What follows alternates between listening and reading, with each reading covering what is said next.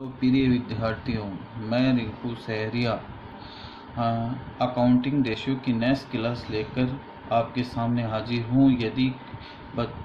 यदि विद्यार्थियों आपने मेरे चैनल को सब्सक्राइबर नहीं किया है तो सबसे पहले इसको सब्सक्राइब कर लें और यहाँ बेल आइकन की घंटी को प्रेस कर दें, जिससे कि सारे वीडियो आपके सामने आ सके और आपके किसी भी प्रकार की समस्या यहाँ उत्पन्न ना हो। यदि किसी प्रकार की समस्या आपके सामने उत्पन्न हो तो मेरे को यहाँ कमेंट कर लिखें, मैं उन समस्याओं को पहले हल करूँगा। तथा अब पहले हमने यह पढ़ लिया है कि तरलता अनुपात कितने होते हैं और पूंजी संरचना अनुपात और इस क्रियाशीलता अनुपात। अब आखिरी रेशियो इसमें आता है लाभदेयता अनुपात।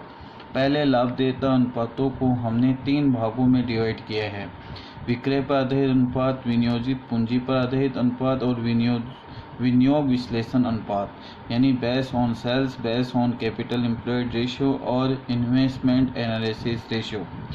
इन तीनों के ही प्रकार इसमें दिए हुए हैं तथा विक्रय पर आधारित अनुपात 5 प्रकार के होते हैं, विनियोजित पूंजी पर आधारित अनुपात 4 प्रकार के होते हैं और विनियोग विश्लेषण अनुपात इसमें 6 प्रकार के होते हैं। ऐसे टोटल मिलाकर हम ये कह सकते हैं कि यह 15 रेशियो हैं। अब 15 रेशियो और शेष रहे हैं, इसके बाद हम इसमें सभी क्वेश्चन लेंगे और उनकी समस्याओं को देखेंगे। विक्रय पर आधारित अनुपात। विक्रय पर आधारित अनुपातों को 5 भागों में डिवाइड किया गया है: gross profit ratio, operating ratio, operating profit ratio, expenses ratio, net profit ratio, सकल लाभ अनुपात, परिचालन अनुपात, परिचालन लाभ अनुपात, व्यय अनुपात और शुद्ध लाभ अनुपात। इन सभी रेशियो का आंसर परसेंटेज में आएगा और इसको कैसे याद करने का मैं आपको एक तरीका बता देता हूं कि यह लाभों पर आधारित अनुपात है। एक कंपनी अपने लाभों का रेशियो देखना चाहती हैं और सेल्स पर देखना चाहती हैं। जितना लाभों का अनुपात ज़्यादा होगा उतना ही कंपनी की ग्रोथ होगी। देखिए, ग्रॉस प्रॉफिट रेशियो, इसमें सभी रेशियो के नीचे नेट सेल्स आएगा, यानी नेट सेल्स को अब नया नाम दिया गया है revenue from operation. Net revenue from operation आपको नीचे लिखना है। Gross profit ratio, operating ratio, operating profit ratio, expensive ratio, net profit ratio, इन सभी के नीचे आपको नेट सेल्स से लिखना है। ऊपर आपको जिस नाम से पूछा गया है उसका नाम लिखना है। जैसे ग्रॉस प्रॉफिट रेशियो का सूत्र फार्मूला हो जाएगा gross profit upon net sales into 100। मैं एक एक रेशियो यहाँ समझाने की कोशिश कर रहा हूँ। देखो, पहला रेशियो आता है ग्रॉस प्रॉफिट रेशियो। मैंने आपको समझाया कि जो यहाँ रेशियो पूछा जाता है उस रेशियो का नाम ऊपर लिखेंगे, अपॉन में हमेशा नेट सेल्स लिखेंगे। तो ग्रॉस प्रॉफिट रेशियो ऊपर क्या आ जाएगा, ग्रॉस प्रॉफिट, नीचे आ जाएगा नेट सेल्स इंटू 100। अब पहले आती है नेट सेल्स। कैसे आएगा नेट सेल्स का नया नाम? मैंने पहले लास्ट वाली वीडियो में आपको बता दिया था, फिर आप कमेंट बॉक्स में जाकर उस वीडियो को भी देख सकते हो। मेरे चैनल पर जाकर सभी वीडियो इसमें देख सकते हो।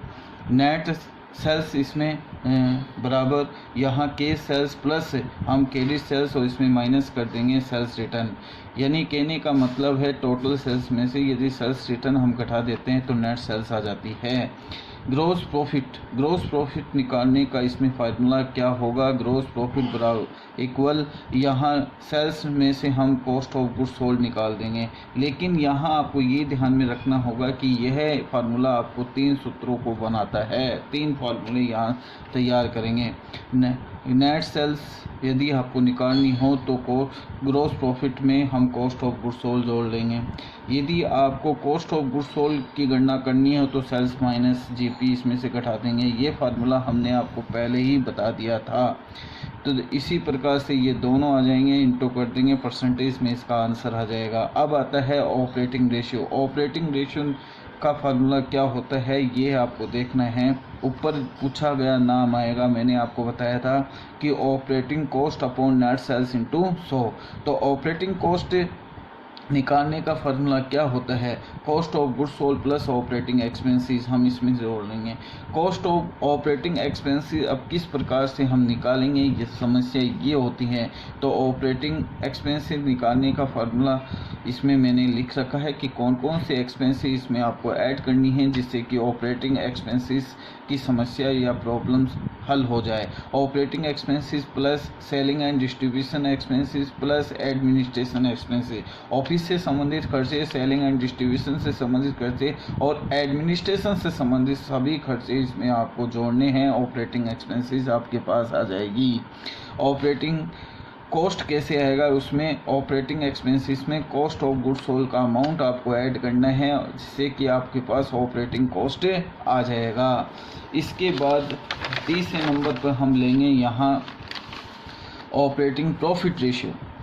ऑपरेटिंग प्रॉफिट रेशियो निकालने का फार्मूला देखो, इसका नाम है, इसमें ऊपर क्या आएगा, operating profit. Operating profit upon net sales into 100, ठीक है।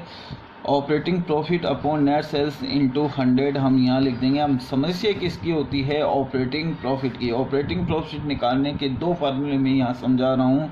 ऑपरेटिंग प्रॉफिट निकालने का फार्मूला होता है ग्रॉस प्रॉफिट में से ऑपरेटिंग एक्सपेंस से घटा दो, आपके पास ऑपरेटिंग प्रॉफिट आ जाएगा। ऑपरेटिंग प्रॉफिट का सेकंड फार्मूला होता है net profit plus non operating expenses. ये नॉन ऑपरेटिंग एक्सपेंसेस जोड़नी है, ऑपरेटिंग एक्सपेंसेस नहीं।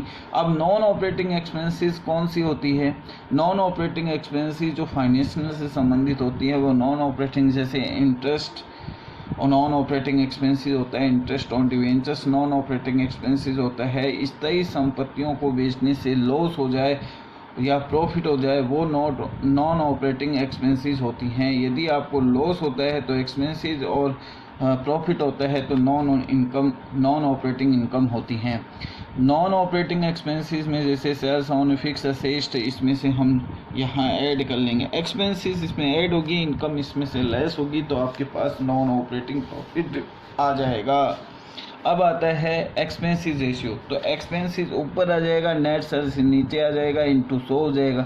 एक्सपेंसेस का मतलब किसी भी प्रकार की एक्सपेंसेस के बारे में वो आपसे पूछ सकता है, किसी भी प्रकार की एक्सपेंसेस, जैसे मैं कहूँ ऑफिस एक्सपेंसेस रेशियो, तो इसका रेशियो ऑफिस एक्सपेंसेस ऊपर आ जाएगी, नेट सेल्स अपॉन में आ जाएगा, इनटू 100 हो जाएगा। जैसे आपको पूछे selling and distribution expenses ratio, तो सेलिंग एंड डिस्ट्रीब्यूशन ऊपर आ जाएगा, नेट सेल्स नीचे आ जाएगा, इनटू 100 हो जाएगा।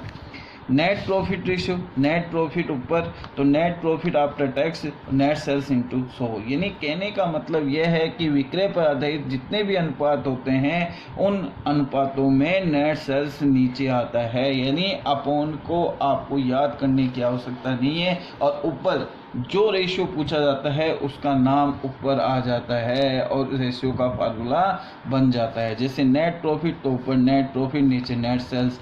एक्सपेंसेस रेशियो ऊपर एक्सपेंसेस नेट सेल्स इनटू 100।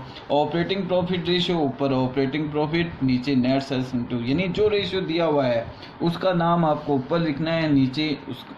इस प्रकार से हम विक्रय पर आधारित अनुपातों की गणना कर लेंगे। अब सेकंड नंबर आता है बेस ऑन कैपिटल एम्प्लॉयड, यानी विनियोजित पूंजी पर आधारित अनुपात हम इसमें बताएंगे। विनियोजित पूंजी पर आधारित अनुपातों को हमने 4 भागों में बांटा है। पहला आता है यहाँ return on capital employed ratio, इसको कहते हैं विनियोजित पूंजी पर प्रत्याय अनुपात। इसका सेकंड नाम होता है रिटर्न ऑन इन्वेस्टमेंट रेशियो, यानी विनियोजित पूंजी पर प्रत्याय। तो इसी प्रकार से इसके 2 नाम होते हैं, और मैंने इसको इंग्लिश में लिखा है, हिंदी में नहीं लिखा है, ठीक है। Return on share holder fund ratio, जिसे कहते हैं अंशधारी कोष पर प्रत्याय अनुपात। Return on equity share holder fund ratio, यानी समता अंशधारी कोष पर प्रत्याय अनुपात। Return on total assets ratio, जिसे हम कहते हैं कुल संपत्ति पर प्रत्याय अनुपात। इन सभी का हम वर्णन किस प्रकार से करने, ये नेक्स्ट वीडियो में बताएंगे। सभी विद्यार्थियों को हमें रिक्वेस्ट करते हैं कि इस चैनल को ज़्यादा से ज़्यादा सब्सक्राइबर करें। धन्यवाद।